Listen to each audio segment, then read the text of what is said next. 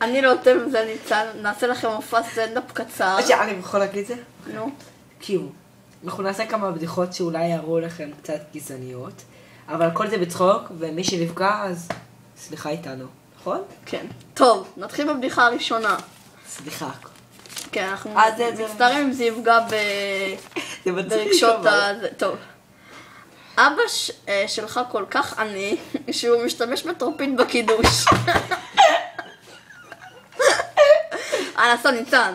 יאללה, אוקיי. לא, עכשיו באמת אני מצטער מראש מהבדיחה הזאת, באמת. דתיים יכולים להיעלב מזה. יאללה.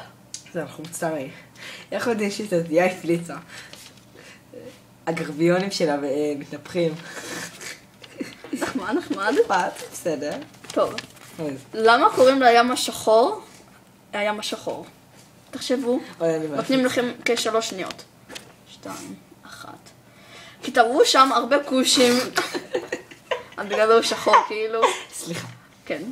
ניצן. אוי. יאללה. זה אחת המצחיקות. אמא שלך כל כך שמנה, שאפילו בים המלח היא לא צפה. מי שרק לא מבין את הבדיחה, בים המלח יש חומר שגורם לצוף. הוא דפוק. טוב, נתראה בשבוע הבא, יום ראשון. ביי. תזכרו לעשות לנו לייקים. אוהבים אתכם. שנייה. אנחנו צריכים לעשות. הנה עכשיו סתכלו, לא, די, זהו. סטופ. ביי. גודק צ'רלי.